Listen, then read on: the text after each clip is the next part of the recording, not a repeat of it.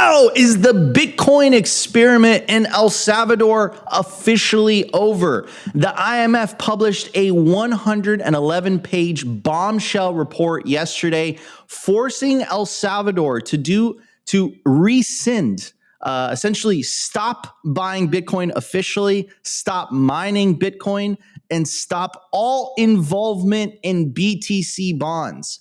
Will this actually stop Bukele and El Salvador from buying Bitcoin? Considering over 108 countries have, I believe the number is 94. 94 countries have debt with the IMF.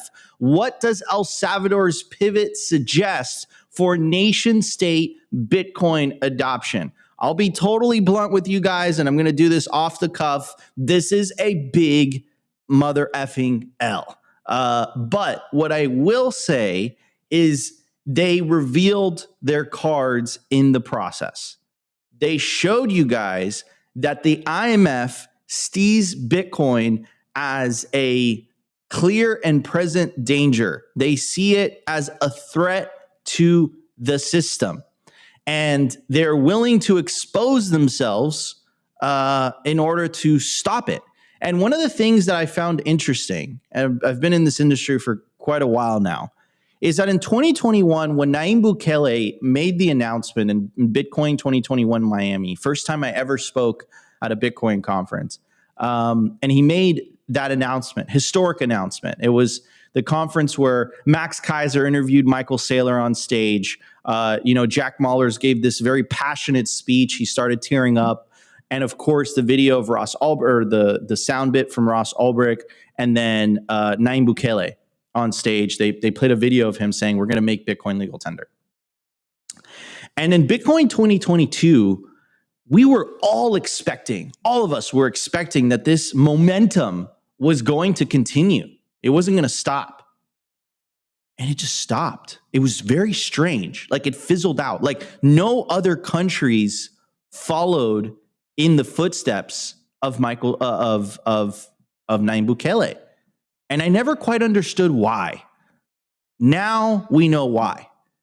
And if you connect the dots, this is what we do on the show, is connect the dots, right? We now know because of Doge and Elon Musk that a lot of these legacy media outlets were funded by the government. The legacy media outlets were they attacked El Salvador relentlessly, to the point where Nayib Bukele wrote an article for Bitcoin Magazine called Don't Drink the Elite's Kool-Aid, where he says that their most important weapon is their control and the truth. Yesterday, we showed you guys the victory lap article by The Economist, where The Economist was basically saying that the Bitcoin experiment in El Salvador was an absolute failure. It wasn't a failure. They failed to mention that the IMF essentially strong-armed El Salvador into taking this deal. And if you think about what the implications of that are, it's pretty crazy.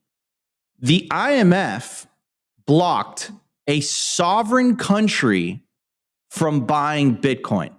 Say that again. The IMF, the International Monetary Fund, is the same people that talk all this goodness about democracy, right? Blocked a sovereign country that democratically passed the law that the vast majority of the people support. Nayib Bukele has one of the highest approval ratings out of any president in the Americas. And the IMF stepped in there and said, no. You can't have Bitcoin as legal tender. In fact, you can't not only have Bitcoin as legal tender, you can't buy Bitcoin and you can't mine Bitcoin. The gloves are off. The curtain has been pulled. This is the final boss. This is the separation of money and state. This is what we've been talking about for all these years and months. This is happening. It's like we're here now. They're telling you where they're drawing the line. Explains so much, right? So anyways, we're going to break it down. We have articles for you guys. We have a very special guest, incredible content creator. We got Rajat joining us on the show today. Of course, my legendary co-host, my best friend and co-founder of Simply Bitcoin, Optimus Fields, in the house joining us as well. All right, guys, no more delay. Let's jump straight into the article. By Cointelegraph, IMF deal to ban public sector Bitcoin accumulation in El Salvador. The IMF has issued new requests under its $1.5 billion deal with El Salvador, aiming to restrict BTC purchases by the public sector. The IMF is looking to restrict Bitcoin purchases by El Salvador as part of an extended $1.4 billion funding arrangement with the country. On March 3rd, the IMF issued a new request for an extended arrangement under its fund facility to El Salvador, filing several new documents, including a staff statement update and a statement by its executive director for El Salvador. The technical memorandum of understanding indicated a condition of, quote, no voluntary accumulation of Bitcoin by the public sector in El Salvador. Additionally, the memorandum requested the restriction of public sector issuance of, quote, any type of debt or tokenized instrument that is indexed or denominated in Bitcoin and implies a liability to the public sector. Here is the thing specifically. No voluntary accumulation of BTC by the public sector, Bitcoins by the public sector. I love how they call it. Anyways, I'm not going down that route, but this whole public sector thing is BS. Okay, because that's one of the arguments that the central bankers use when they say Bitcoin is private money and fiat money is public money, versus anyone could audit Bitcoin at any time. Anyone could create more Bitcoin, right? It's a completely transparent, open ledger. Fiat, you can't audit the fiat system. You can't create more of fiat or else you go to jail. What sounds more public and what sounds more private to you? Again, they project onto us what it is they are guilty of themselves. Bitcoins by the public sector are private in all hot and cold wallets owned by or under the control of the public sector, including Chivo, Agencia Administradora de Bitcoin, Oficina Nacional de Bitcoin, Comisión Ejecutiva Hidroeléctrica del Río Lempa, and all other public sector entities and legal persons controlled by the state, with majority voting interest and or direct or indirect control by the 214 CFSM net of Chivo's client deposits in Chivo denominated in Bitcoin. Voluntary accumulation. Voluntary accumulation of Bitcoins includes purchase and mining of Bitcoins and excludes the accumulation of Bitcoins resulting from forfeiture, seizure, apprehension, custody, or other form of property or possession by the government arising from law enforcement measures adopted in accordance with Salvadorian law. So, right, as long as you steal it from criminals, that's not okay, fine. As long as you seize it from criminals, okay, they committed a crime. But again, you know, who's making the laws that determine what is a crime, what is not a crime, right? So that's open to interpretation. That is okay, but you can't buy it, right? You can't buy it. But this, they can accumulate it with taxes, though, no? Like just based on that, I don't know what. Let's keep going, right? I think maybe you're right, Rajat. So I don't know. I haven't read the article. I'm just saying, like, just based on the wording there, maybe I don't know. Do you think you guys think that could be possible? Possibly, but I think that they're going to add. You know how like there's 22 and 23. They're just going to add 24, and it said no accumulation via taxes. Well, I mean, it might not say in this article, but I think they said that they will stop the payment of taxes in Bitcoin. So yep, and then it keeps going. The IMF's Menendez Bertolo, quote, Bitcoin-related risks are being mitigated. What are those risks? What are those risks? They were right. When El Salvador started buying Bitcoin, it was like, what, like 30K per coin? They made a fortune. They 3x their money. And what risks? Like, I think inflation poses a bigger risk on society than Bitcoin. They don't want you to know that. This is why they cannot lose ground on this. I cannot emphasize this enough. but they're inevitably going to lose because the genie's out of the bottle. You can't put it back in. Anyways, in an accompanying statement from February 26, Menendez Bertolo, the fund's executive director for El Salvador, emphasized that the IMF's extended fund facility for El Salvador aims to provide, quote, improvements in governance, transparency, and resilience to boost confidence in the country's growth potential. I mean, you see El Salvador's GDP, like it's been blowing up. Their crime rate has been going down. Like, what are you talking about? It's all like central bank mumbo jumbo BS to try to legitimize tyrannical actions behind sophisticated vocabulary, because that's really what it is. The authorities enacted amendments to the Bitcoin law that clarify the legal nature of Bitcoin and remove from the law the essential features of legal tender. To address Rajat's point, acceptance of Bitcoin will be voluntary. Tax payments will be made in US dollars. So they're completely stopping El Salvador and holding them hostage, essentially, stopping El Salvador's ability to acquire Bitcoin. The next step is they're going to try to force El Salvador to sell Bitcoin, sell their Bitcoin holdings. This is insanity. Now, do I believe this happened? This was a coincidence? No. Nayib Bukele went on Twitter yesterday, March 3rd. This was announced. This announcement came on March 3rd as well, right? Nayib Bukele made this announcement on March 3rd at 9:13 p.m. And he said, look at this. We bought the dip. We're buying Bitcoin, right? So this makes the IMF look like a fool, right? That's what essentially it's happening. The IMF is exerting authority over a sovereign nation. And when you come to realize that the IMF has 94 loans with other sovereign nations, then it begs the question, are these countries really sovereign? Is the IMF really calling the shots for all these countries economically? And then again, look at this meme. Like, this makes the IMF look bad, right? Nayib Bukele is like, bought the dip, the actual dip, the dip of the dip, the dip of the dippity dip, dip, dip, right? And then Elon Musk even commented with the smiling face. If you're the IMF and you're interested in exerting authority over all these countries, now we can say that without a shadow of a doubt, right? This is embarrassing to you, right? Because if countries, specifically smaller countries, come to realize that there's an alternative way to the IMF for their countries to get ahead, that's a problem. That's a danger. And could you imagine? El Salvador has a GDP of $32 billion. Elon Musk's net worth is $450 billion, just to kind of give you guys a reference. It's a very small country in Central America, developing country, went through a civil war. Why are they so hell-bent on stopping them from acquiring Bitcoin? You know, that's the question. Why are they so hell-bent? Now, here's some comments from the community. Here's Preston Pish. He says, this is disgusting and straight out of the IMF playbook. Nayib Bukele needs to address this very publicly. I agree.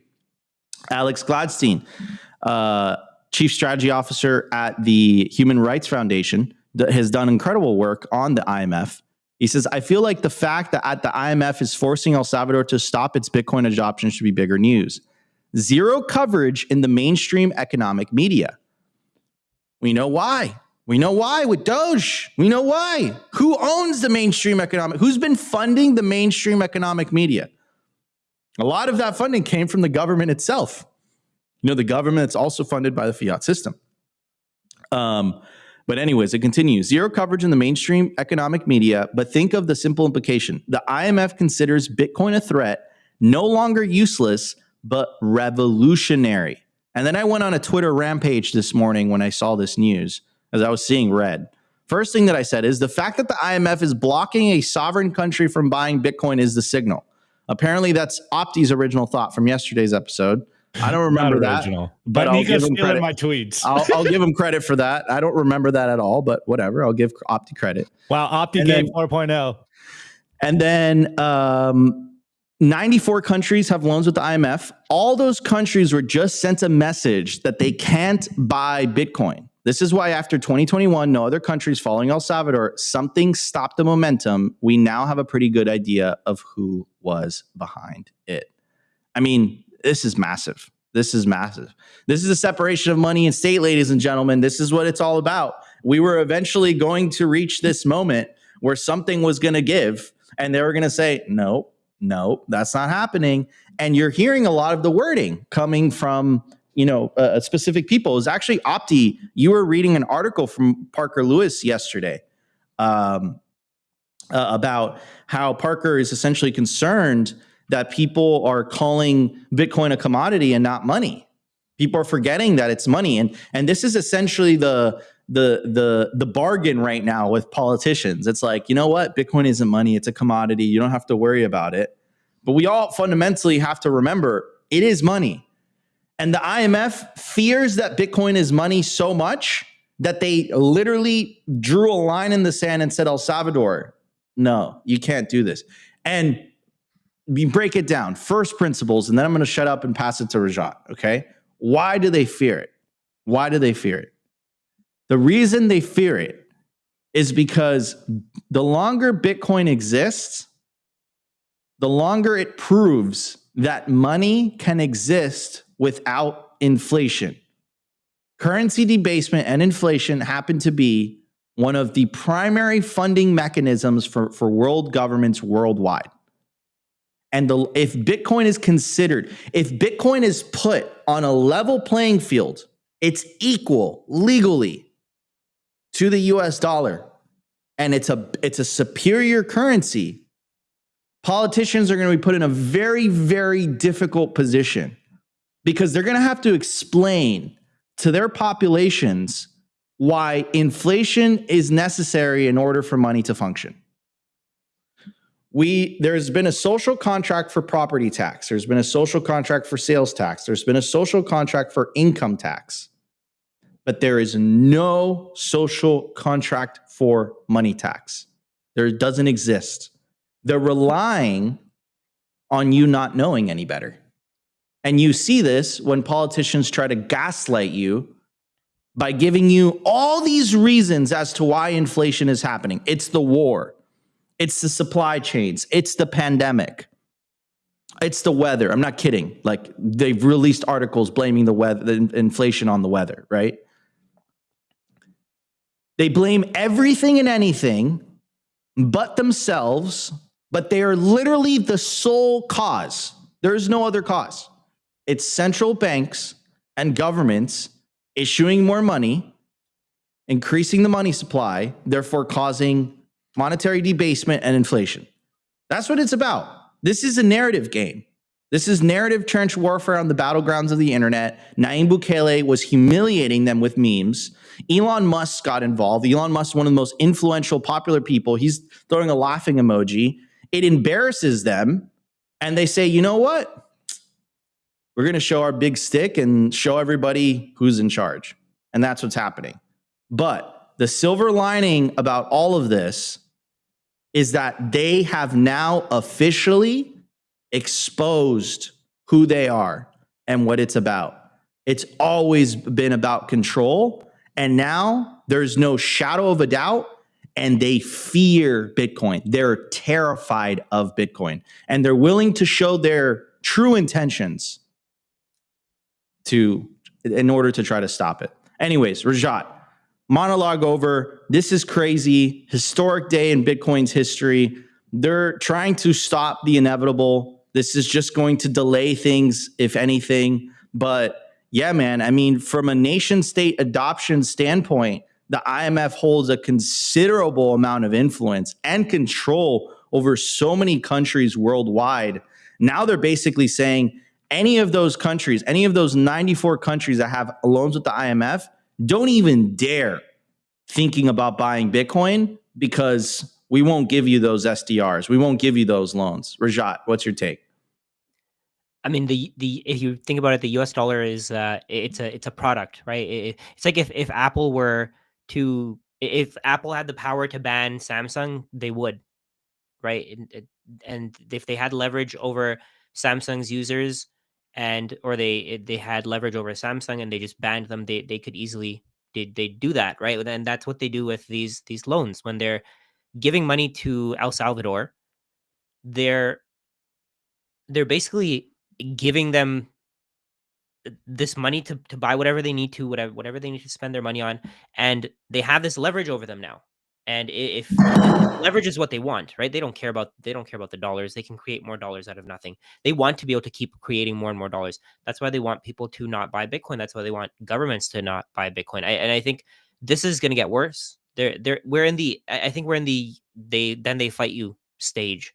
But I mean, at the end of the day, it doesn't really matter. I have this phrase that I say a lot. Bitcoin runs out at every price, and it will run out. It doesn't really matter what price it is. It's never going to go to those lower and lower prices that it was before. Take this as an opportunity. That's the best thing you can do, right? At the end of the day, you understand what the fundamentals are. You understand where this is going. You understand that this is going to go up forever. So it's an opportunity to get financial freedom at what, 30% off? Why complain? We don't complain when prices go down for, let's say, like a TV on Black Friday. We're happy to see a discount, but when the price of Bitcoin comes down, why should we be disappointed? We're so early. It just gives more and more people an opportunity to build their wealth, to have as much Bitcoin as they possibly can, and I think that's a good thing. 100%. No, I 100% agree with you. And you can't stop this. Like you can't stop this. This is inevitable. They're delaying the inevitable, if anything. But yeah, I mean, it really showed their true colors. And you know what? Opti and I have been predicting this for a while. Inevitably, we were going to reach this point. We've been making the case that what we've been living through as a society, really for the last 10 years has been like the great disintermediation, right? We saw the disintermediation of media with the rise of social media. And essentially what we're witnessing right now is the great disintermediation of money. And look at how much they fought social media. Like they misinformation, deplatforming, pressure from the government to put pressure on private companies to censor speech. It's still happening in Europe. Like, they don't want to let go of that. It's so much power. Now we're going after money, right? Like, oh my God. Like, did you think that they were just going to lay over and say, you know what, guys, you found better money. You're right. Like, it's okay. You guys here are the keys. Good luck. No, they're going to fight tooth and nail. And you know what's really effed up? Because they talk about financial stability and they talk about all these, like virtuous reasons as to why they do what they do. Like, what financial stability do you have if you're in Argentina and you're dealing with double-digit inflation and Bitcoin is the only way to escape that? Like, that is evil. I don't know what other word to use. Like, evil. Like, you're essentially like, and one of the conditions too that the IMF gave Argentina was, listen, because the IMF could say, no, Nico, we just don't want the government to hold Bitcoin. One of the conditions that the IMF gave to Argentina for their loan was that the government had to de-incentivize the adoption of Bitcoin by the local populace. Meanwhile, this is a country that at the time was dealing with double-digit inflation. That is evil. They don't care about financial stability. They don't care about all these things, all these virtuous words. In my opinion, from my perspective, what I'm seeing here, they care about control. That's what it's about, control. Please make me another argument that it's not about control. Please make me another argument. How could you stop people from adopting an alternative currency that's going to allow them to save and earn and potentially put food on the table for their families? Like, what is the argument against that? So it doesn't matter how much how much beautiful vocabulary and virtuous words you use. Like, the proof is in the work. Like, full stop. Opti, what's your opinion on this, bro? I mean, this is another Simply Bitcoin moment. Tomorrow's Bitcoin news today, because, dude, we absolutely nailed it. they finally took their mask off, and they're telling you, they're just like, look, we're scared shitless of this thing, and we're willing to do whatever it takes in order to stop it. Yeah, I mean, anyone that has read, well, first of all, shouts out to our boy Sessions in the chat, and he said, read Gladstein's Hidden Repression to get a picture of how evil the IMF is. Love the suggestion. I was going to say, anyone who's read Confessions of an Economic Hitman already know how the IMF works. If you read that book or know any kind of elementary view of the IMF, not coming from the IMF itself, you understand how this works. And they are using loans and what we're seeing with El Salvador as a way to gain leverage over countries. This has been happening for a long time. This isn't a new idea. Now, you know, this, as Nico said in the beginning, this does feel, or rather is a huge L. Obviously, as Bitcoiners, we feel, I think, let down and disappointed about this. When this news first came out about this $1.4 billion IMF loan, a lot of us, well, maybe me in particular, we were kind of giving Bukele the benefit of the doubt, realizing that, hey, you know, he's got to do what he has to do for his country, for infrastructure, to build it, to progress. And Bitcoiners aren't the sole citizens that he is concerned about. Now, in hindsight, it looks like there was a lot of concessions that are being made around Bitcoin. Obviously, the main thing that we saw that was, I would say, more aligned with the Bitcoin ethos is this idea that Bitcoin is now voluntary. As we all know, Bitcoin is a permissionless network. And so we kind of applauded that. And we're like, okay, that's cool. Now it seems like there is a lot of concessions that are being made where they have to kind of divest from either buying more Bitcoin, Bitcoin mining, no more Bitcoin bond. It feels like a lot of L's right now. But it is very interesting that Nayib Bukele kind of is trolling on Twitter and still buying Bitcoin. Now, I know some of the fine print in that loan, again, it was 111 pages. It wasn't all about Bitcoin, but the bulk of it was about Bitcoin, which I think is very telling, is that I think the buys of Bitcoin will have to end by 2025. So maybe he's going to stack as much as he can, though there is this talk about him having to divest from his Bitcoin holdings. So, you know, it's not looking good here. And as, you know, the title kind of says, it does seem like Bitcoin country is officially over. This Bitcoin experiment in El Salvador seems to be dead now. It seems like we might not have any Bitcoin country left, and that's obviously horrible. And as we've been saying for a while, and Nico's been saying at the beginning of the show, ever since we saw El Salvador adopt Bitcoin, we were wondering why no one else has followed this lead of Nayib Bukele and started, you know, their own Bitcoin strategic reserves and their own stacking of Bitcoin. Though, you know, Bhutan's still kind of going really strong out there. And now we know for a fact it's IMF. They're obviously pressuring these countries to stay away from Bitcoin if they want their loans. If they, you know, they want to maintain that money flowing in, then they can't touch Bitcoin. And I think this is the biggest signal. There's actually two things that I think are the biggest signal, and Nico did hit both of them. One, that, as I said yesterday on the show, the biggest signal is that the IMF is absolutely terrified about Bitcoin. If they drop a 111-page report on El Salvador, a tiny country, which now, Nico, fact check, they're at 34 billion, but still tiny, and their main emphasis is Bitcoin. It's insane. Like, a tiny country adopting Bitcoin, it shouldn't really scare anyone. But as you can tell, they're starting to realize, or rather have realized a long time ago, what Bitcoin actually means. And as Gladstein said, you know, Bitcoin is a revolution. And if it does catch on, as the Satoshi quote goes, then a lot of the fiat games that we are so accustomed to, that is kind of our status quo, really go by, you know, the waistband, and they're over. And this is why this is kind of the final boss. We could argue that there's probably a few final bosses. One is the Bank of International Settlements, basically the central bank.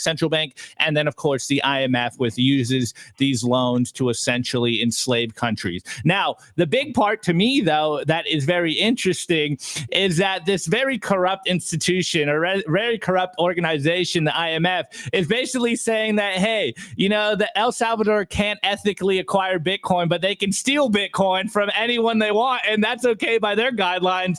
Now, this kind of is like the simulation winking at us. Of course, these institutions are going to be okay with them, you know, seizing Bitcoin, and that's the only way they can acquire Bitcoin, which is just ass backwards as far as all of us Bitcoiners are concerned. So again, I'm not very happy about this. I think a huge L in regards to the global nation state adoption of Bitcoin, though it is going to be very interesting to see what happens in the US. Now, if the U.S. does kind of double down on their, strategic shitcoin reserve, aka mainly backed by Bitcoin.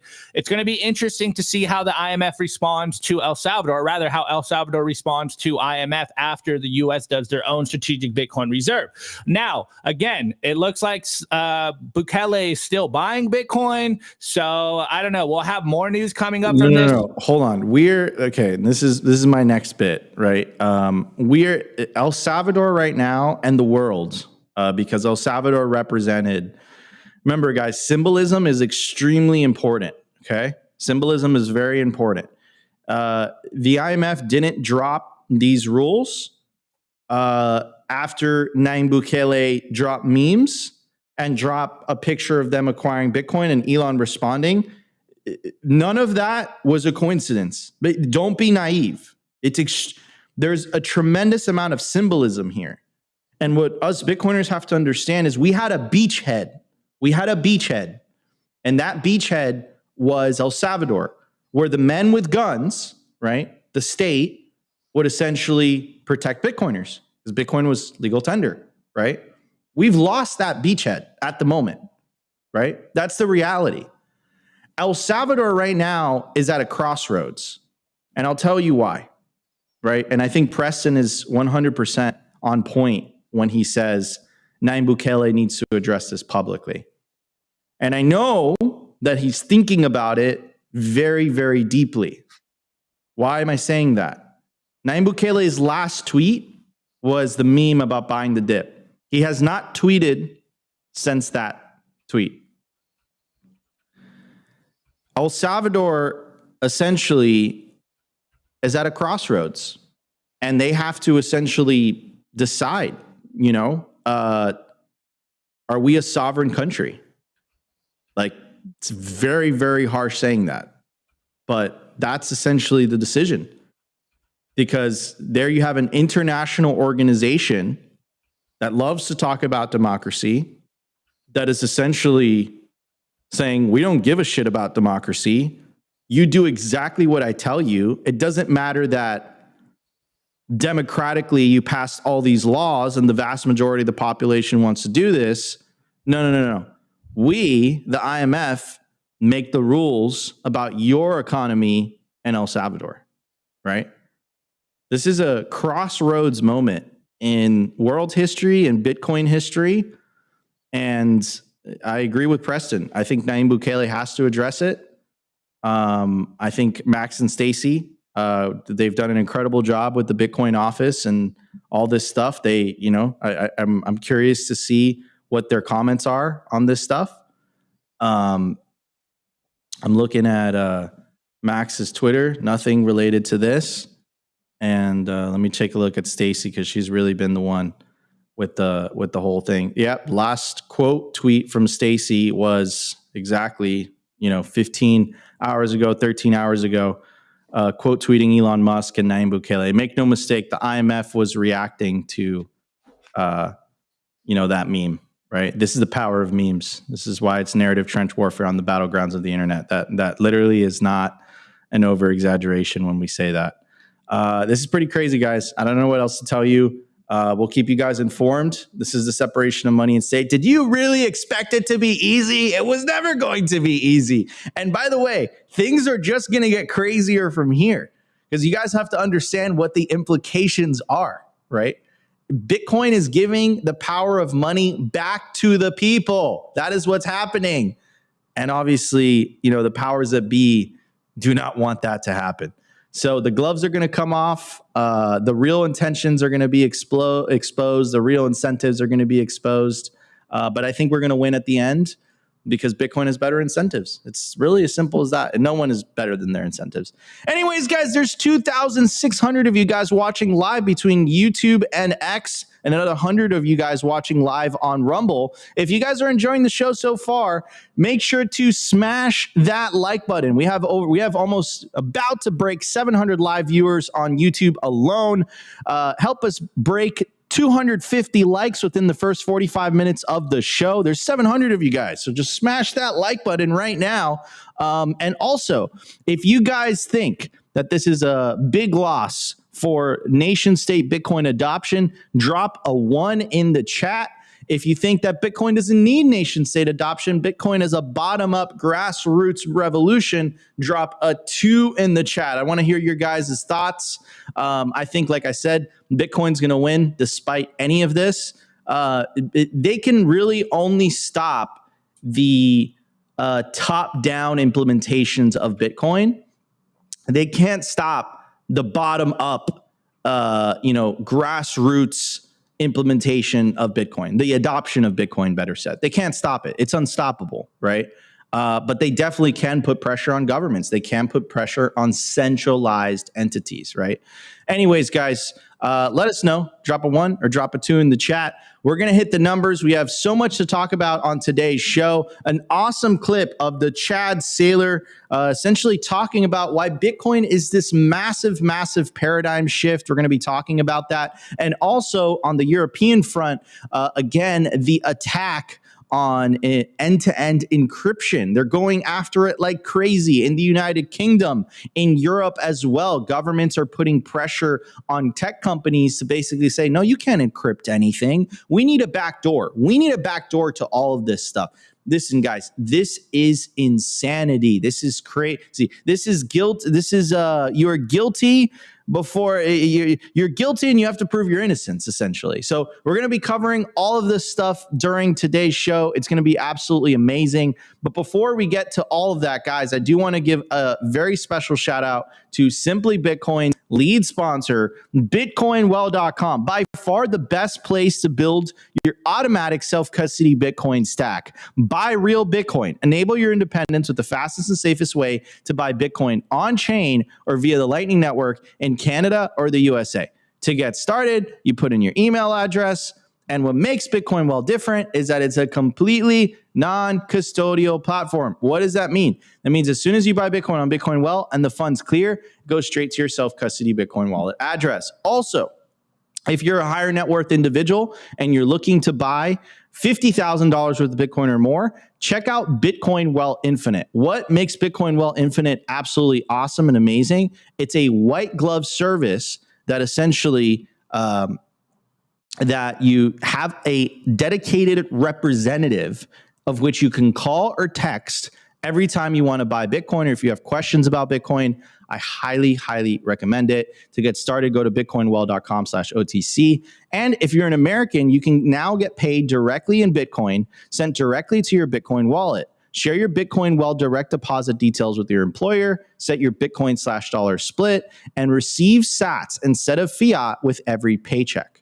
So awesome. Get paid in Bitcoin. Guys, check out Bitcoin Well. It's a sovereign Bitcoin on-ramp. They don't even allow you to leave your Bitcoin on the exchange.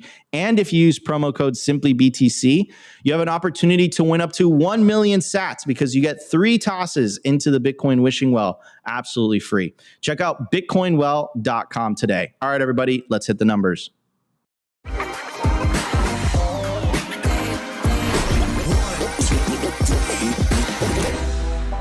I want to tell you guys about our sponsor, Stampseed. Is your Bitcoin in cold storage really secure? Are your seed words really secure? Stampseed's do-it-yourself kit has everything you'll need to hammer your seed words into commercial-grade titanium plates instead of writing them down on paper. Don't do that. Paper sucks. You want to literally stamp your seed into this plate of titanium. Your words are actually stamped into the metal plate with this hammer. So once your words are in, they aren't going anywhere. No risk of the plate breaking apart and your pieces falling everywhere. Titanium stamp seeds will survive nearly triple the heat produced by a house fire. They are also crush-proof, waterproof, non-corrosive, and most importantly, because this is generational wealth, time-proof. All things that paper is not, allowing you to hodl your Bitcoin for the long haul. I mean, here is the plate that they crushed. They put in water, they put a blowtorch to it, and as you can see, the words have survived. Stamp your seed on Stampseed. And you can use promo code SIMPLY to get 15% off anything on their store. Head over to stampseed.com today. All right, everybody. At the time of recording, the Bitcoin price is, scan the QR code, go to stampseed.com, use promo code simply, use promo code simply, get 15% off, stampseed.com. Stamp your seed into titanium. At the time of recording, the Bitcoin price is $85,850. Block height, 886,309. Sats per dollar, 1,165. Market cap, 1.7 trillion. Bitcoin versus gold market cap, 8.26%. Percentage issued, 94.43%. Decline from all-time high, negative 21.4%. Realized monetary inflation. Guys, this is the central issue. This is the reason that they cannot allow a Bitcoin beachhead. They cannot allow a Bitcoin to be a legal tender currency. They cannot allow that under any circumstances because it is literally better money. The realized monetary inflation rate right now of Bitcoin is 0.96%. Fiat currencies goal is to get to 2%. It's at roughly 3% here in the United States. Bitcoin is literally going to go down forever, that realized monetary inflation, until it gets to zero. So this is why this is happening. I mean, if you guys have been tuning into Simply Bitcoin, none of this should come as a surprise to you. Anyways, breaking news: Michael Saylor will be attending the White House Crypto Summit that is going to be happening at the White House on Friday. It's going to be absolutely historic, a historic moment for the entire industry, and he will be attending. It was just confirmed. Breaking news. Anyways, here's a clip of him being interviewed by one of my good friends, amazing journalist and content creator and podcaster, Efrat. Big fan of hers. Go check out her X account. And this is an interview that she had with Saylor at BTC Prague. And Saylor talks about why Bitcoin is a pivotal shift. Let's check it out, and then we'll talk about it. Bitcoin's a paradigm shift. It's the world's first perfect money. It's digital capital. It's the digital transformation of everything that's capital asset. It's energy flowing into cyberspace. These are all profound, complicated, scary topics. It converts all the economics you learned from an art to a science. Everything you learn, you have to unlearn. All of your monetary theory, all of your bromides, I have to have a diversified portfolio. Well, no, you don't. Diversification is selling the winner to buy the losers. But that's not what I've been taught for 30 years. Everything you're talking about is the opposite of everything I've been taught, Every rich old person that I know, every rich old powerful person says that it's a scam. Well, every rich old powerful person doesn't need it. They're rich and they're old. There's nothing left for them in life to do. The people that need it are the 20-somethings, starting their career. It's like, I don't have any money. I don't have any power. I don't have any respect. How am I going to get ahead? So what you have is this new thing. It's moving faster than the speed of sound. It's creating a shock wave. It's going through the economy. It's creating a lot of noise, a lot of sound, a lot of fury. It's scary. The human conventional reaction to any of that is to push back, right? Human nature is to fear that we don't understand, and to react with anger or irritation. Why are you pitching this? What is this scam? Why are you bothering with? I don't want to talk about this. Why are you selling me? Right? So that being the case, you're selling a new idea, a new ideology, a new protocol, a new philosophy of economics, a new philosophy of money. You're selling a new idea of money to people that have never in their life thought about what money is. And you're questioning fundamental premises, and they're successful, and they're comfortable. Correct. And they're probably wealthier than you. So the natural reaction of them is to treat you skeptically or rudely or reject you. And I think the right response is to think like a salesperson. The customer is always right. You're selling them a new product.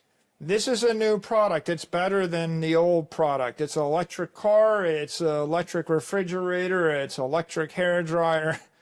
It's a mobile phone. It's a new jet. It's a new kind of something. The customer's never seen it before. The customer's afraid of it. The customer doesn't get it. The customer tells you to get lost. The right response is, well, sir, I can understand why you would say this, but you know that your wife might like it. I can see why you would say this, but you know it'll make your company rich. I can see why you would say this, but you know it'll help you win the election. I can see why you don't understand it, but if you spend a bit more time, you'd realize it'll make your bank successful. Well, I guess you don't understand it, but if your circumstance changes, we're here as a solution. Call me. Right? The customer is right. Keep the door open. Be polite. They hate you, or they're rude, or they're rejecting you because they don't understand or they're afraid. Yeah. So I do take it extremely personally, and I think what the IMF did was extremely personal. But in every other regard, what Saylor was saying about being a salesperson, don't ask what Bitcoin could do for you, ask what you could do for Bitcoin, right? So, your family, your friends, your community, right? Everyone gets distracted by the whole left and right, red versus blue thing. That's not really what's happening. What's happening, the battle at hand that's been happening in the background is, and now it's official now. Then we took a big L, the big L, and Nayib Bukele has a decision to make, and Stacey and Max, and my prayers and thoughts are with them, and I'm very curious to see what they do next, because El Salvador definitely, the IMF really, they made their thoughts known, but the question is, the battle at hand again is not red versus blue.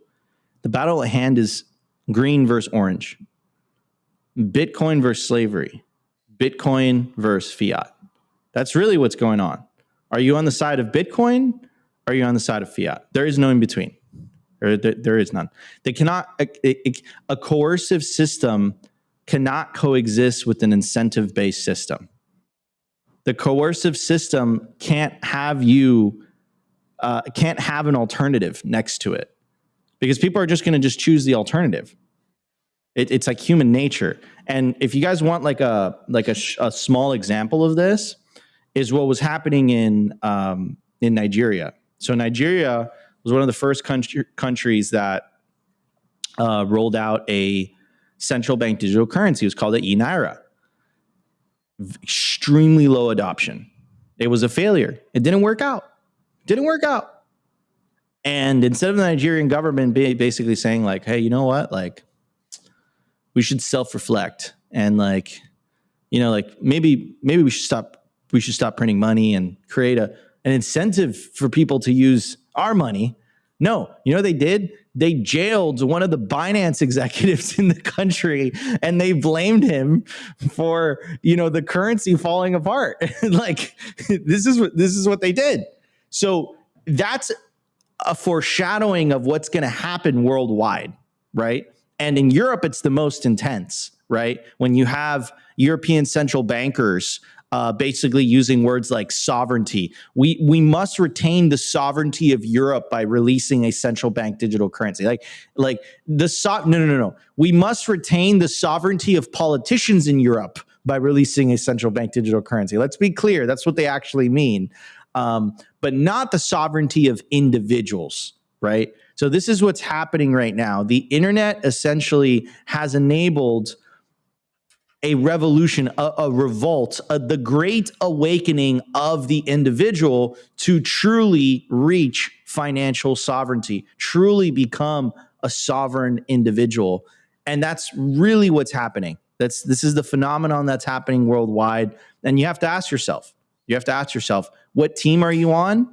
And what are you doing every single day to get more people on your side of the football, on more your side of Team Orange? All right. Anyways, Rajat, what's your take on this, brother? I think Saylor has been an incredible salesman for Bitcoin.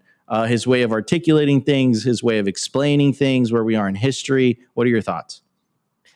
I think people are just going to have to go through the education, right? If you don't understand what Bitcoin is, you're not going to get why this really, at the end of the day, this doesn't matter, right? Over time, the people who have Bitcoin, they're gonna run out. And if you're either in Bitcoin today versus 4 years from now versus 8 years, 10 years, 12 years, 15 years from now, the amount of Bitcoin that you're going to be able to buy with the same amount of dollars is going to decrease and decrease. The goal here is to keep you using dollars, to keep you storing your value in dollars for as long as possible, because as soon as you start giving away your dollars, as soon as you want to not hold dollars, the value of the dollar falls. And that's what's leading to the price of Bitcoin just completely running away from most people. Most people won't be able to afford 1 million sats. And again, this is just, it's a speed bump. Growth is never linear. You're never going to see everybody rooting for the same end goal. If there's information asymmetry, then you're going to be taken advantage of. Like, if we think about it, the US dollar is it's a way to keep people working. It's a way to keep people working for at least 40 years of their lives. Let's say when you get a mortgage, if you're going to get a mortgage, you're going to be paying for your mortgage for the next 30 years. The bank gave you money that it printed out of nothing, and it's earning interest on that money. That the goal here is to keep you working, to keep you earning debt, to keep you increasing the GDP, to keep you earning taxes for the government. At the end of the day, it's all just a way to keep us as slaves, and Bitcoin's the only way out. If the US dollar dies, how else do they control us? How else do they keep us working forever? How else do they keep us from spending time with our family and friends? How else do they keep us depressed, relying on them? How else do they make it so that we fear everybody else? Like, think about how much crime is happening right now. Why is that crime happening? It's because people are becoming degenerates. People are doing things because they can't afford their day-to-day life.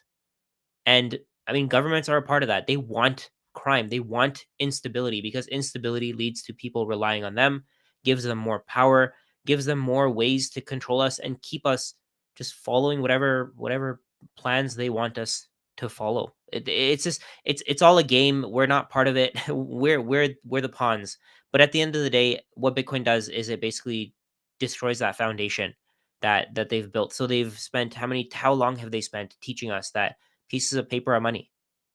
Now Bitcoin is completely destroying that assumption. People are learning that that's not true. They're learning that money that's printed out of nothing is worthless. It's not worth anything at all. And they're getting rid of their pieces of paper. They're accumulating as much Bitcoin as possible. This is going to change everything. And when you truly understand how Bitcoin works, you start realizing that this is going to be irrelevant. 20, 30 years from now, we're going to be thinking, who cares? El Salvador has 8,000 Bitcoin. How did they accumulate so much? That's the only thing that's going to matter. I think they were ahead of the gun on this race. They accumulated Bitcoin when they could. Eventually, everybody's not going to be able to accumulate Bitcoin. They're going to stop people from buying Bitcoin through exchanges. The only way to accumulate Bitcoin will be peer-to-peer. Who knows? El Salvador will probably continue accumulating Bitcoin. They can also sell goods and services for Bitcoin. So if they start doing trade, maybe this is an incentive for them to start trading for Bitcoin and for receiving Bitcoin in exchange for goods and services. And they can easily give discounts to other countries for paying in Bitcoin. That's just their incentive to start global trade and to push Bitcoin adoption even further. I think there's always a positive side to things. Everything is good for Bitcoin. I genuinely don't think that we're going to be talking about this in a year, 2 years, 5 years. Amen. Amen. Beautifully said. All right, Opti, we are running a little bit late today, so we're going to skip. You want to hit it just really quick? really quick, because there's two things Saylor said. that I've been saying for a long time. Well, the first one is when he was talking, it reminded me of that Fiat Times article about the PhD economist being like, if Bitcoin's working, maybe we have to reevaluate monetary theory. And it's like, yeah, that's exactly what's going on for everyone. All of us young people get it. Everyone that's probably over 50 and fully entrenched in the fiat system is like, this shouldn't be working. And they're having a hard time wrap their heads around it. And the second point is I've been saying this same message on this show for at least over a year, that we need to tailor our Bitcoin pitch to the person we're talking about. You know, I know we like to do this verbal diarrhea and you just go out and you start ranting about Bitcoin and the person's eyes starts glazing over, and it's like, no, tailor your message to the person you're talking about. Find their pain points, and this is how you sell Bitcoin better. And of course, Saylor said that in a way that is much more complicated, but it's a very simple message. I've literally been saying this on the show for over a year now. That's like, you don't use the same pitch on every person. You got to figure out what their pain points are. And this is how we sell Bitcoin better. We are literally Bitcoin's marketing team. This is why I wear the hat, Bitcoin propaganda department all the time.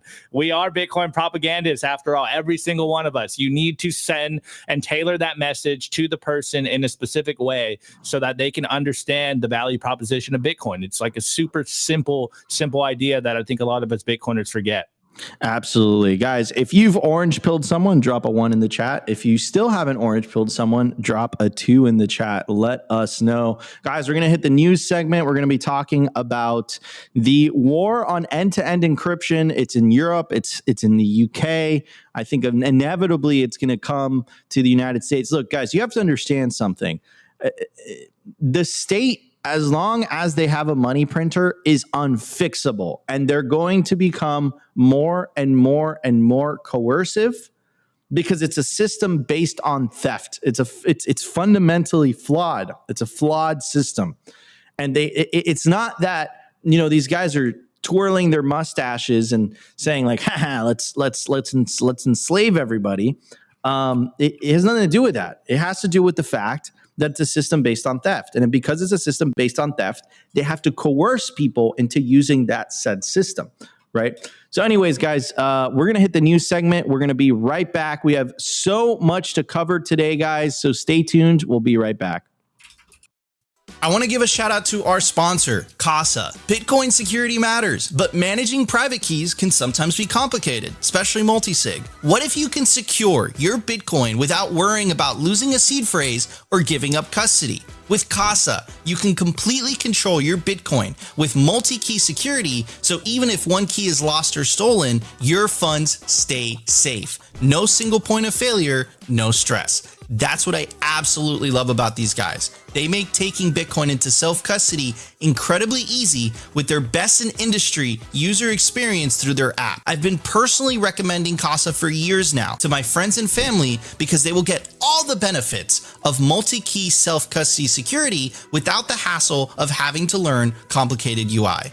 And if you're thinking of one day passing on your Bitcoin to the next generation, their inheritance plan has you covered. Also, if you're a business looking to add Bitcoin to your treasury, do it the secure way with Casa for Business. To get started, go to casa.io today and get 5% off Casa Standard or Casa Premium with promo code SIMPLY.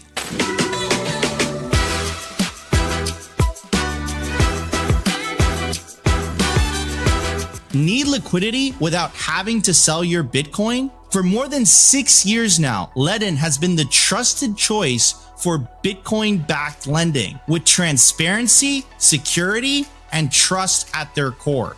I absolutely love these guys, and I personally have not only an account with them, but also a loan. And some of the key features that I love about Ledn is the fact that there are no monthly payments. You pay at the end of the term. You also have the ability to roll over the loan as well, and you can pay it back whenever you want. Essentially what they do is that they help their clients unlock the liquidity of their BTC, allowing you to hodl while still accessing the wealth of your Bitcoin. They've been battle tested with their focus on transparency, security, and trust, allowing them to build a proven track record of client success and security, helping tens of thousands of clients harness the value of their digital assets with confidence and peace of mind.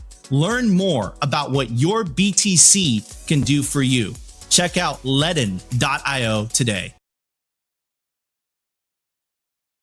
All right, everybody, we are back. Smash that like button, guys, if you guys are listening to Simply Bitcoin Live with your host, Nico, my legendary co-host, always optimistic, Optimus Fields, and our special guest for today, Rajat. We're going to talk to Rajat today about his YouTube channel, all the amazing work he's been doing during the culture segment, so you guys definitely want to stay tuned for that. But first, let's talk about today's news. So this is an article back from February. Apple pulls E2EE iCloud encryption in UK, boots 135,000 non-compliant apps from EU App Store. Apple iCloud backups can no longer be end-to-end encrypted in the UK, while all apps without a verified trader status and contact information have been removed from the EU App Store to comply with the EU's Digital Services Act. Apple has removed its advanced data protection tool for new customers in the UK after the government demanded backdoor access to encrypted user data. ADP is an opt-in feature used for protecting sensitive user data, such as iCloud files, photos, notes, and other stuff. Quote, Apple can no longer offer advanced data protection in the United Kingdom to new users, or current UK users will eventually need to disable this security feature. Apple expressed grave disappointment over this decision, stating it will make UK users more vulnerable to data breaches, and other security threats. Meanwhile, in the EU, Apple removed 135,000 non-compliant apps. This is interesting. How long? Remember, in the EU right now, there's a law with the MiCA laws that if you are, it's illegal to send Bitcoin peer-to-peer if it's more than 1,000 euros.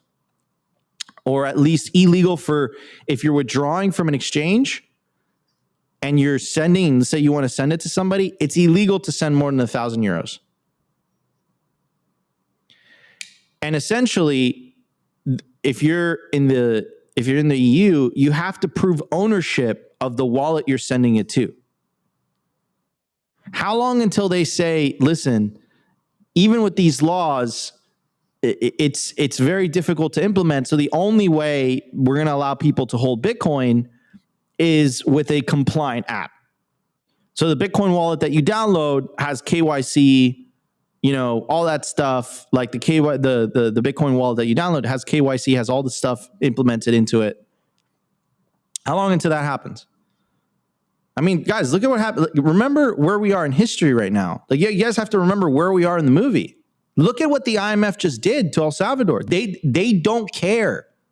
They don't care. This is the separation of money and state. You guys have to understand look, guys, this is for all the marbles. This is the final battle. This is such a pivotal moment in human history. I don't think you guys understand what's happening here, right? This is why we cover this type of news, because it's really important to be informed, right? Information is power. This is how you educate the person to your left, the person to your right. You take agency, you take action, you get involved. We got so much, Opti, can you make me full screen? We got so much shit, I'm just going to say it, for going out and saying Trump 2024, RFK 2024. We got so much crap. They're like, Nico, Trump's a shitcoiner. He's into crypto. That's true. Trump's a crypto president. He's not a Bitcoin only president.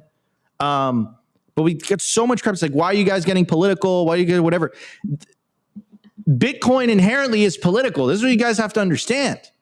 And politics is a very messy process. It's not just you're going to get everything you want. It's concessions. But I'm going to take victories while we can get them. And the fact that we are now in the room in DC was a huge victory. You want to know why this isn't happening in the United States? Well, it's because of the election that happened in November. We got Ross freed. You guys have to understand that. We repealed SAB 121. We ended Operation Choke Point 2.0 because you guys took action, because you guys took agency. And our movement was so influential that Donald Trump had no choice but to turn to the Bitcoin community and say, hey guys, I need your vote.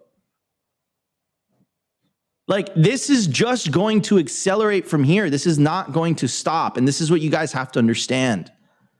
So, what world do you want to live in the future? What world do you want your children to live in? Because this is the alternative. When I say Bitcoin or slavery, that's slavery. I'm pointing it out to you. A world where the government, you can't have anything to end-to-end encrypt. The government has full access to everything you're saying and reading. No privacy at all. Zero. Like, that's insanity. And remember, these are the same people. Like, the example with Doge is hilarious because it's always projection, right? Like, they tried to pass a law with the Infrastructure Act that would essentially require that every $600 transaction had to be reported. Then Doge goes in there and discovers vast amount of fraud to the tune of billions of dollars. So they expect the peasants, the plebs, to go along with the $600 reporting requirement. But then when you audit them, they cry and they say, no, this is a threat to democracy. No, they're projecting. It's all projection. Anyways, moving on to the next article. Thank you, Opti. I appreciate it. This is today's news. European states continue their race for encryption backdoors. European policymakers continue to push forward various proposals and regulations that would severely compromise the privacy and security of European citizens. In France, a proposed narco-traffic law amendment would require encrypted communication services to create backdoors for law enforcement access within 72 hours. Non-compliance could lead to fines of 1.5 million for individuals and 2% of global turnover for companies. The amendment has already passed the Senate and is moving to the National Assembly. Weakening encryption laws for law enforcement inevitably creates vulnerabilities that can and will be exploited by cyber criminals and hostile foreign actors. The law would not just target criminals, it would destroy security for everyone. I don't think they care. This is what, like, it's what the same thing with the IMF. Like, it doesn't matter that you're essentially, the IMF is going in there and potentially hurting Salvadorian citizens and potentially, stopping the ability for their country to get ahead because they're building this giant Bitcoin reserve. It doesn't matter for the IMF. What matters is that they keep control. They don't care about any of this. It's about control. Like, after the last 10 years, guys, with the pandemic, with this recent election, the first pro crypto and Bitcoin candidate almost assassinated twice. An interesting election in 2020, just to put it nicely. Come on now. No, now without a shadow of a doubt, we know that that legacy media, come on. it doesn't really feel like news organizations. It's like Pravda 2.0, except it's in the US, right?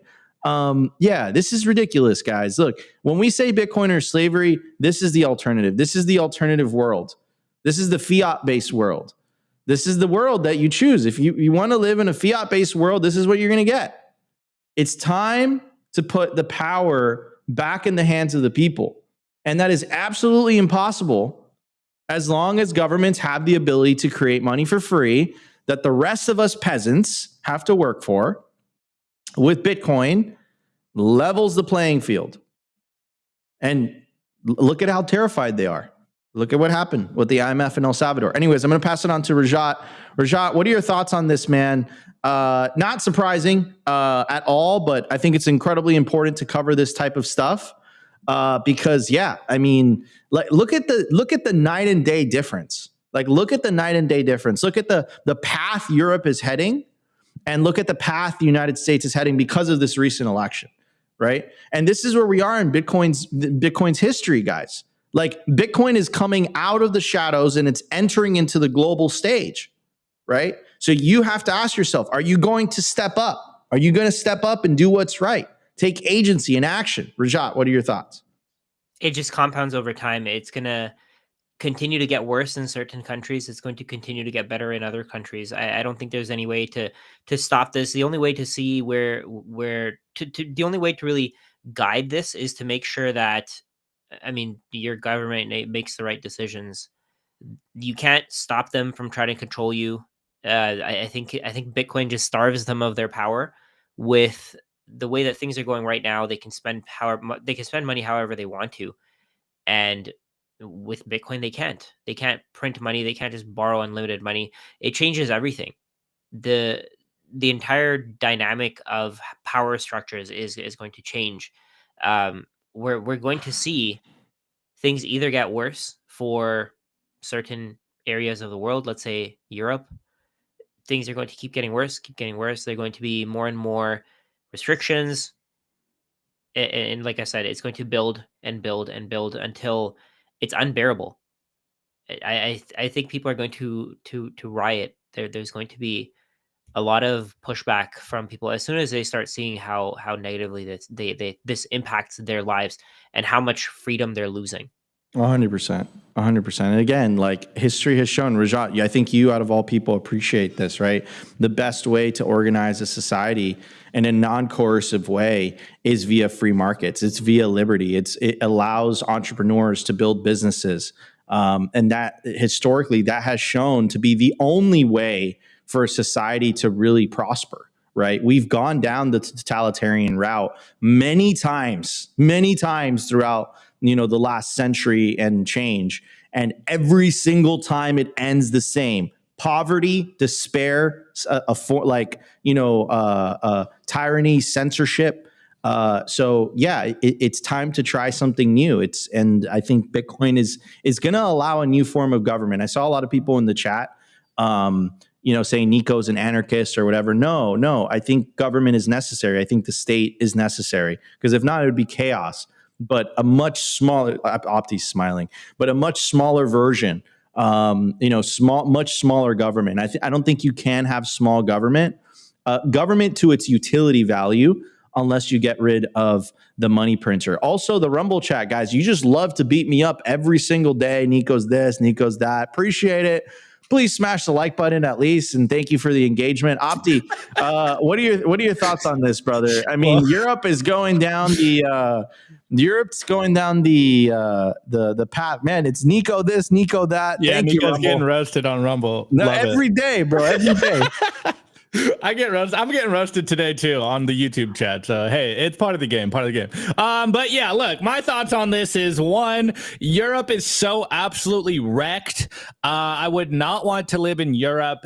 It's going downhill very quickly. And then two, as an American, I'm glad that I don't have to listen to Europeans since 1776. So like nothing they say means anything to me anymore when their whole, that whole side of the other side of the Atlantic is just getting absolutely wrecked. But you really start to understand what's going on when you realize that like Europeans are extremely poor right now. I'm not moving to Europe. Never will, never have. But like I'm saying, once you really understand kind of the economics of what's going on in Europe, they're all wrecked right now. They can't use electricity, they can't use energy, and as the society starts to crumble, of course the politicians and the people in power are trying to scramble for more and more control. And this is what we're seeing play out right now, and it's obviously absolutely horrendous, and it's horrible. It's disgusting. Like what's going on in Europe is absolute trash. The collectivists are in control. It's absolutely wrecked. I'm so glad I'm not European. I'm so glad we don't have to listen to Europeans. I love my European descent. No, I love Europeans, man. No, I just think, dude, I'm European. I'm European, like from descent. I'm proud of my heritage, but bro, the society's wrecked. I love Europeans. I just think that certain political choices that are being made in Europe is no. America is the best. They'll follow our lead, bro. I think that Brussels has too much power. I would say that Brussels in the form of government has too much power. I love Europe. I have friends in Europe. I think it's beautiful. I also love the United States, but yeah, I mean, I don't like where they're heading politically. That just, I think freedom always wins. Rather than tyranny. I also want to give a shout out to the live stream. We got 3,339 live viewers, 88 live viewers on Rumble. Shout out to you guys. Appreciate the Rumble audience, appreciate the YouTube audience and the X audience as well. We absolutely love you guys. We wouldn't be here without you. By the way, guys, we have some special, before we move on to the culture segment, to talk to Rajat and everything that he is working on. Guys, by the way, guys, if you don't know, you probably do know, Rajat has one of the best Bitcoin channels. You guys got to check it out. It's on YouTube. I'm personally a big fan of it. It's kind of like Bitcoin University, no BS, no bells and whistles, just straight to the source, information direct into your veins. I'm a big fan. But before we get into it, I do want to give a shout out, guys. Simply Bitcoin's latest limited edition merch just dropped. Opti right now is modeling the t-shirt. Guys, we ordered way too little of this, but we realized that after the fact. So this stuff is flying off the shelves. Get yourself a Simply Bitcoin hoodie with the new branding, a Simply Bitcoin shirt. We pay attention to details. This is all high quality, has custom labels. The material is incredible. So guys, check it out. It's really cool. The hats are what tends to sell out first.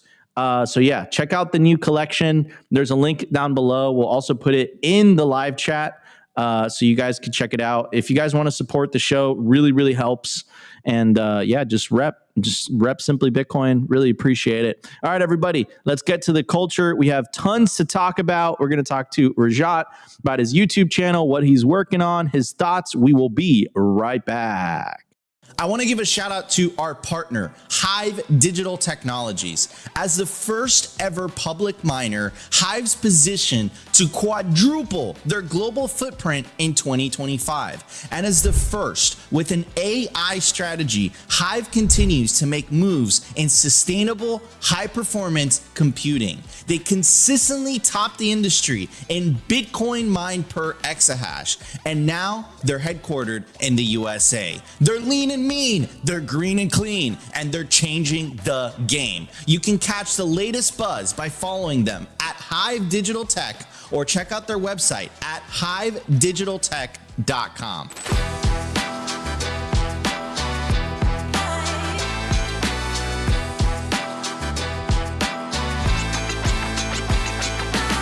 I want to give a very special shout out to our sponsor, Compass Mining. They make Bitcoin mining accessible to everyone, from beginners to experienced investors. Their turnkey miners gets you online and hashing within 48 hours, making it easier than ever to start your mining journey. Plus, with their active marketplace, you can resell your miner at any time, adding flexibility and value to your investment. Visit their website to access a wealth of resources, learning everything you need to know about Bitcoin mining. Take your first step into the world of Bitcoin mining with confidence. Discover more at compassmining.io. Again, compassmining.io, and see how Compass Mining can power your success. All right, everybody, we are back. It's the culture segment. Guys, smash the like button. We already broke 300 likes on YouTube. By the end of the show, help us break at least 350 likes if you guys are enjoying this show. So far, you're listening to Nico, Opti, and our special guest today, Rajat. We're going to talk about all things Rajat right now during the culture segment. Opti. Yes, sir. Thank you. So Rajat, you came on the show. I forget now what episode. I think it was maybe close to a year ago. It was a long time ago. No, it was way longer than that. Yeah, it was a long time, at least a year ago. And the first thing that you wanted to talk about today was just how far you've come on your Bitcoin journey. So maybe let's start with, what was your initial thinking on Bitcoin when you came on the show, and how has it developed? And then we'll talk about some other things. So I started thinking of Bitcoin as just another asset. It doesn't compete with anything else. It's part of a diversified portfolio. You should own everything. Now I see it as the complete opposite. So you should own nothing but Bitcoin. Everything else is just a consumption item. Let's say, for example, houses. People are going to buy as many houses as they can, but the price of housing is going to trend to zero in terms of Bitcoin forever. And you can't stop that from happening. It's going to happen forever. You're going to see houses drop from 4 Bitcoin to 3 Bitcoin to 2 Bitcoin. It's going to keep falling. I think a house is going to cost something like 10, 15 million Satoshis, maybe even less than that.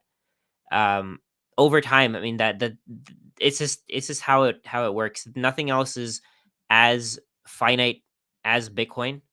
Everything else is basically just a I mean, I don't know. I would say everything else is pretty much just like a, a, a way to just stop people from buying Bitcoin, right? If you own rental properties, then it's your rental property is a placeholder for whenever you buy Bitcoin. Love it. I've completely changed. Before, I used to think, okay, you buy Bitcoin because you want to diversify your portfolio, you want to get higher returns. But no, you don't buy Bitcoin for the returns. Bitcoin is money. You're just replacing everything else. You're replacing everything else that has monetary value to you with Bitcoin. And I didn't think of it that way. I didn't see it that way because I didn't quite understand it. Bro, holy cow. I mean, this is wow. Wait, Wow, dude. I have a No, question. dude, I have a this question. is great. No, bro, I remember the show that Rajat came on, man. This is gnarly. I can't. Okay, hold on. Rajat, could you tell everybody your background? Because Yeah, that's where I was gonna go. you have a very impressive background. Like, And I want to tack on one more question. Tell people your background, but also, do you think that was a factor of you having to unlearn a lot of things to get to where you are today? Yeah, so I had my CFA. It took me 3 years to study for the CFA. I failed it a couple of times. I thought the CFA was difficult, and then I started learning about Bitcoin, and I learned so many things that I had never even considered.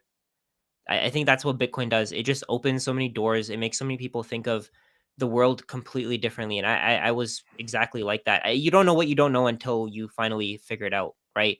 I used to think rental properties are great. I used to think stocks are great. I have that CFA background, so I was constantly surrounded by yield, constantly surrounded by dividends, people just buying random stocks that they have no idea what those companies do. It was really scary when you think about it. The entire system is just designed to get people stuck in a system where all of their wealth is tracked, and Bitcoin changes that. It was really difficult to wrap my head around that. When I hear people like Peter Schiff saying that Bitcoin is a scam, I mean, I feel bad for him, to be honest, because he doesn't understand it. He hasn't put in the time.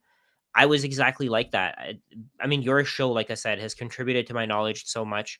It's given me it's made me think more about where the world is going. I mean, at this point, I think of real estate as almost exploitation.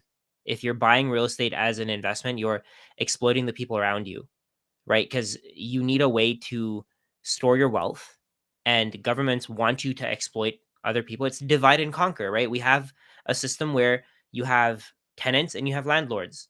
The tenants try to take advantage of the landlords try to take advantage of the tenants, and tenants have to do whatever they can to survive.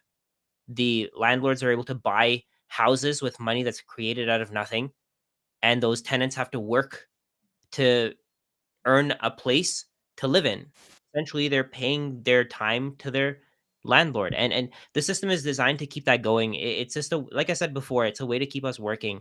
If you can't afford a house, and that's generally millennials, Gen Z, you're going to be a victim of the system. If you don't switch over to Bitcoin, you're going to be a victim of slavery. And it took me a really long time to figure that out. I didn't figure that out until I think it may have been August of 2023. I made a post then where I said I sold all my stocks for Bitcoin. That was when I really got it. Before that, I think I would say I was confused. I didn't. dude, truly this understand it. this is incredible. I mean, what you're saying, Rajat, is very significant, because you're basically saying like you don't need, and this is the it's so simple, it's complicated. It's so simple, it's complicated. I can't emphasize this enough. I've had so many conversations with like higher net worth individuals that really rely on TradFi to manage their wealth, right? And I go up to them like, listen, like let's say they get a 12% return or 50, which is incredibly difficult to do it consistently over a long period of time, right? And I'm like, listen, all you got to do is buy Bitcoin, put it into self-custody, and most likely it's going to give you between a 50 to 20% return for the next 15 years, right? That's all you got to do. You don't have to pay someone. You just do whatever. You just have to buy it. The boom, boom, bam, bing. That's it, right?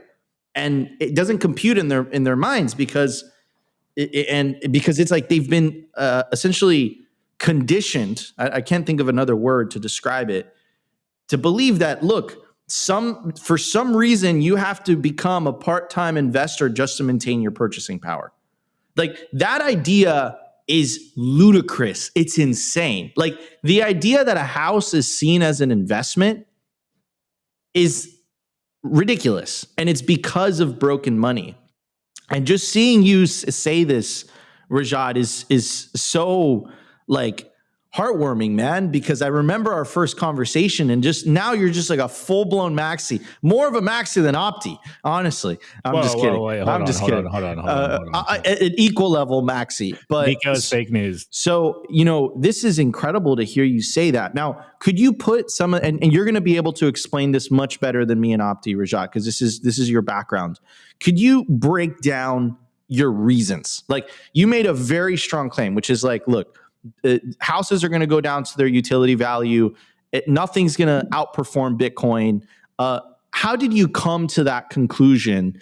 And could you talk a little bit about how housing is going to get cheaper over time as it relates to Bitcoin? I think it's really simple. Over time, you're going to continue to see the price of housing increase in terms of dollars. So if you save in dollars, you're going to keep getting diluted. Your wealth is going to keep disappearing. So I think it's very simple in that more dollars will chase houses forever. Fewer Bitcoin will chase houses forever, because let's say, for example, at 4 Bitcoin, how many people can afford 4 Bitcoin to pay for a house? You can't. You can't afford. Most people can't even imagine owning 4 Bitcoin at this point, and it's not going to be happening for most people. I think most people are going to be able to buy less than 100,000, 200,000 satoshis. They're going to have way less than that. So how is a house supposed to be worth 4 Bitcoin when people are going to have 100, 200, 300,000 satoshis? I mean, I think it's kind of a difficult route to take. But the way that I see it, why would you want pieces of paper for your labor? It's your time. You can't get it back. Once it's given to someone, you can't get it back. But on the other hand, let's say, for example, if you work with a certain company and they borrow money to pay your wage, they're literally getting the bank to create that money out of thin air to pay you for something that you can never get back.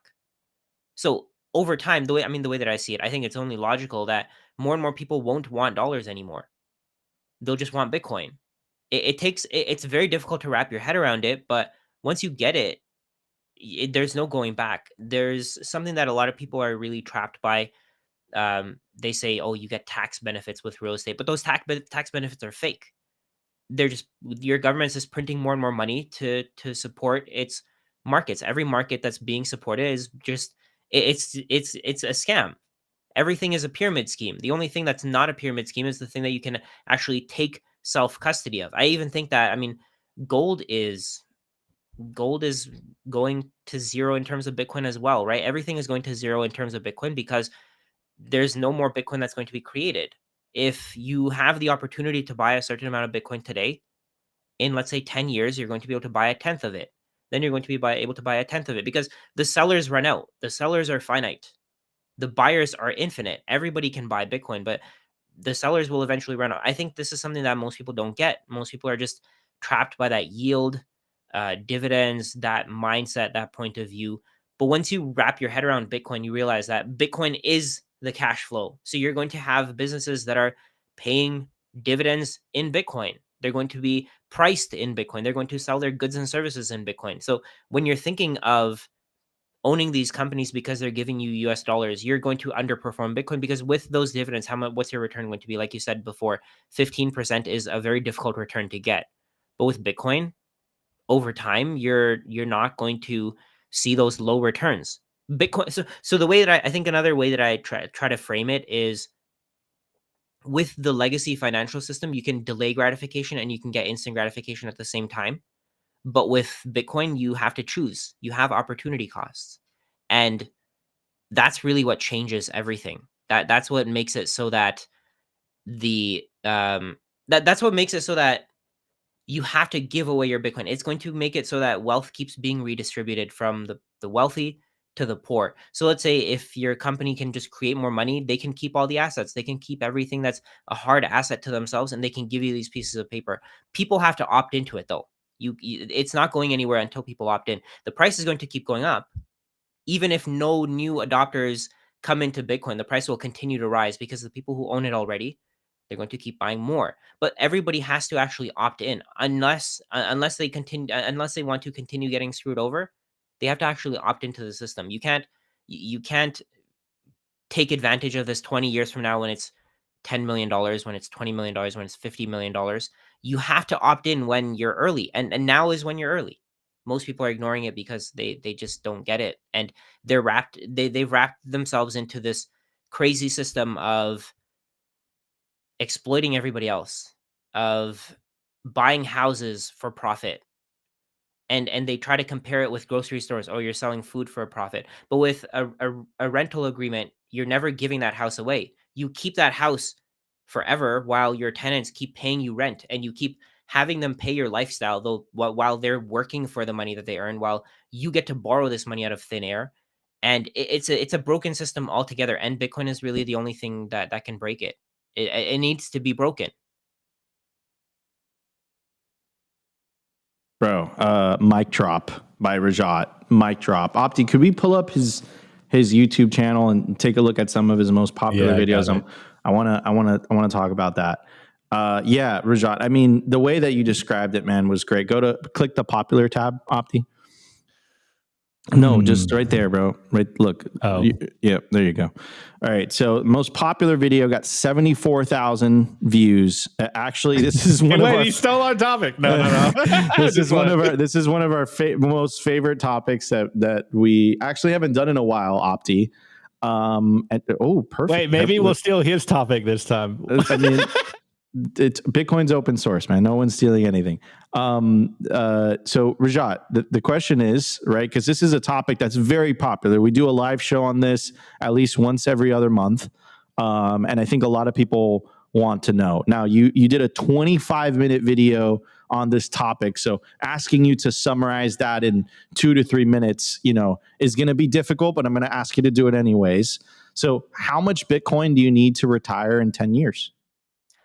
It depends on which city you want to live in. So let's say, for example, if you want to live in New York, I think in 10 years you may need something like 10 Bitcoin, maybe less than that. I don't remember the exact numbers. I all the numbers are in that video. But one of the funny things about the video is that I actually used data from Shift Sovereign. Not sure if you guys know that website, Peter Schiff's website.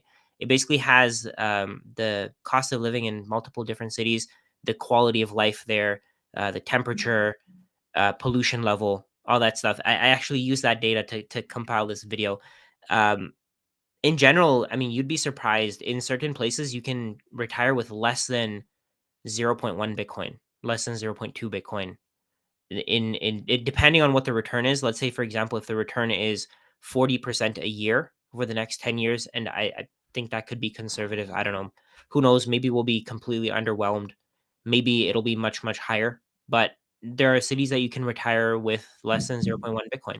So let's talk about, let's go down the list, right? So like most of our audience is in the States, and then after that is Canada. Then after that is the UK, and then after that's Australia, and then just kind of goes down the list. So let's say in a average American city, because New York is one of my favorite cities in the world. I love the lifestyle there. It's really cool. It's changed a little bit since the pandemic and all that. But okay, so New York, you need 10 Bitcoin. So what are you expecting the price of Bitcoin to be in 10 years? Let me can I share my screen on here? Of course. I can share my screen because, there it is. Oh, okay.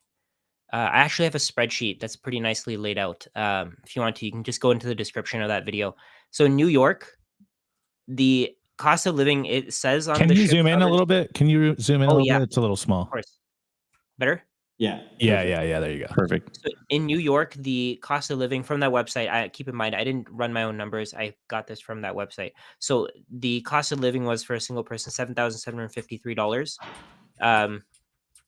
Very expensive. You can retire with, so let's say, for example, if you wanted stocks and you had a 10% return, you'd need about $4.2 million if the stock market gives you about a 7% return. This is in 10 years. I believe this is in 10 years. Let's see. Yeah, this is 10 years. So 10 years, you'd need a $3.125 million portfolio. 1 second here. So your monthly investment would have to be about $10.9 million. Sorry, did I? Oh yeah, okay, no, that's fine. So this is based on inflation, and it's based on how much money you put into your portfolio. So if you were to retire in 20 years, you'd have to invest a lot less.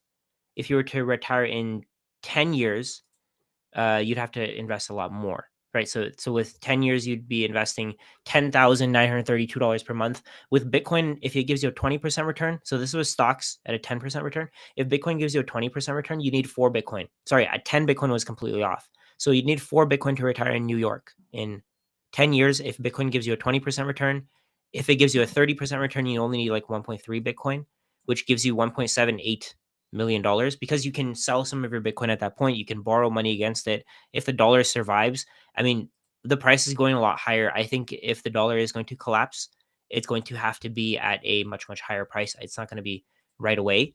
So at this point, you'd probably be selling some of your Bitcoin, or you'd be able to borrow against your Bitcoin, and you'd have this loan that just perpetually decreases in value to be worth nothing. If Bitcoin gives you a 40% return, you'd be able to retire with about 0.5 Bitcoin. That's crazy. That's incredible. That's crazy. Let's go. So let's go. That's New York City, one of the most expensive cities on the face of the planet. Now, could you go? Could you go a little bit lower? Okay, so like Miami, for example, right? And we'll do Miami, LA. So Miami, LA are very similar, right? So general cost of living, it's very expensive. Yeah, exactly. Very cool. So with stocks, you'd put in about $8,200 per month. Keep in mind that some of these numbers might be off a little bit. So I mean, I would even round up by maybe 5-10%, because you don't know what inflation will be. You don't know what returns on Bitcoin will be. So I would round up maybe 5-10% even from these numbers. Like, let's say, for example, here, you might round up to $10,000 a month. With Bitcoin at a 20% return, you'd have to invest about $3,580. And you'd have to have about $1.9 million in your portfolio. So you'd have about 3 Bitcoin at that point. With a 30% return, you'd have about 1 Bitcoin. With a 40% return, you'd need about 0.36 Bitcoin. It's crazy when you look at the numbers, like how little Bitcoin, if it goes where we think it is, you really need to survive. And I think it goes to what you're saying. The majority of people won't own more than a couple 100,000 sats. It's absolutely nuts when you kind of put it in the spreadsheet. Yeah. Yeah, could you, and then hold on, I'm looking for a city that Opti would live in. Like, could you go down a little bit lower? What do you think of the worst city? Actually, let me go all the way to the bottom. Yeah, the worst city. That's where Opti's living. I saw Mexico somewhere. There we go. Not going to Nigeria.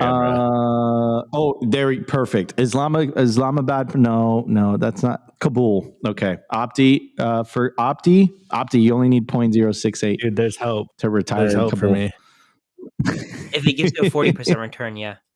And the cost of living there is about $1,100 a month. Dude, I could live there right now. Oh man.